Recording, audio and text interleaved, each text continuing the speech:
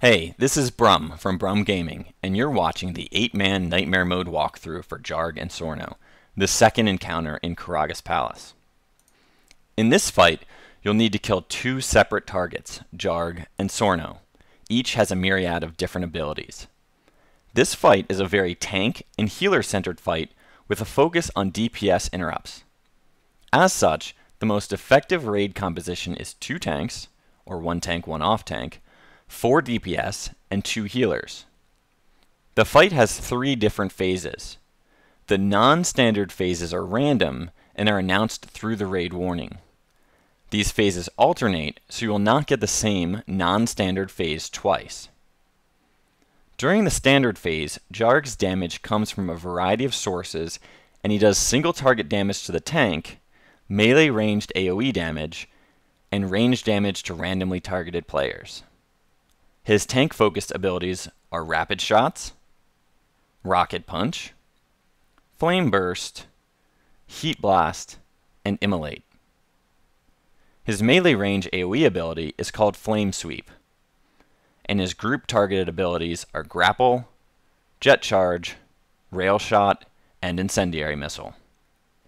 If Sorno is killed at any time, Jarg will gain the Vengeance buff, which, as time progresses, continually decreases the amount of damage that he takes, and at the same time, continually increases the amount of damage that he puts out. Sorno's abilities during the standard phase are mostly kinetic damage, but they're also a mix of tank focus, melee range AoE damage, and range damage to randomly targeted players. His tank-focused abilities are Rapid Shots, Heatseeker Missiles, Missile Blast, and Unload. Unload is interruptible, and it must be interrupted quickly as it's a channeled damaging ability that at the same time stacks a debuff which increases its own damage. Sorno also casts Rapid Scan, which heals either Jarg or himself. This is also interruptible and must be interrupted before the cast goes off. His melee ranged AoE ability damage is Jet Boost, which is also a knockback and a slow. He also randomly targets players for Thermal Detonator and Marking Missile. Similar to Jarg, if Jarg is killed at any time, Sorno will gain the Vengeance buff, which, as time progresses, continually decreases the amount of damage that he takes, and at the same time continually increases the amount of damage he puts out. During non-standard phases, the boss can gain additional abilities, and at points stop using some of their standard abilities. In the phase announced by the raid warning, Sorno jets up to an awning, Sorno will fly into the air. This leaves Jarg as the only target that needs to be tanked. Jarg will also cast a Carbonizer Probe and stun the player tanking Jarg at that time. That player will remain stunned until the probe is killed. Jarg may cast the probe multiple times during this phase. While this is happening, Jarg will also use all of the abilities that he uses during the standard phase. Sorno, while in the air, however, only casts Death Rain, which places purple circles on the ground that do high kinetic damage to players who stand in them. During the phase announced by the raid warning, Jarg and Sorno jet to the center of the room. Neither boss is tankable. Jarg will cast Flame Sweeps constantly, which is the AoE elemental damage ability, while at the same time grappling people into that damage. During this phase, Sorno will stop casting his Rapid Heal and Unload abilities and only cast Rapid Shots and grapple people into Jarg's Flame Sweep. The strategy of this fight requires specific tank positioning, consistent interrupts, optional tank target swaps, and effective healing and damage. Both of the bosses have melee ranged AoE abilities, so the two tanks will want to position the bosses away from each other so as to avoid their AoE abilities overlapping. If this is not done, those abilities will damage additional players and may also cause both tanks and all melee DPS to get knocked back. You'll see an example of this happening during this fight, where one of our melee DPS dies. Throughout most of the fight, Sorno will cast Rapid Heal and Unload, stopping these casts during the non-standard phases of the encounter.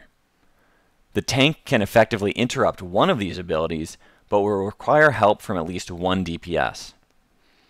We have our off tank and one melee attack Sorno while interrupting. If possible, you want your ranged damage on Jarg due to the AoE fire damage he casts, and your melee on Sorno, that is if you have an even amount. On Sorno, your melee and tank will want to have their backs away from Jarg where he's being tanked, so that when Sorno casts his melee ranged AoE knockback, they'll not be positioned near Jarg when they do get knocked back for additional damage. We assign our off tank to interrupt in load, and our melee DPS to interrupt rapid heal, and also to help out with any missed interrupts. Sorno's unload ability must be interrupted immediately to reduce the damage taken. As unload goes for longer, the damage is increased exponentially due to the debuff that it places on the tank. Rapid heal must be interrupted as well, however there is no penalty to an interrupt that is landed later in the cast.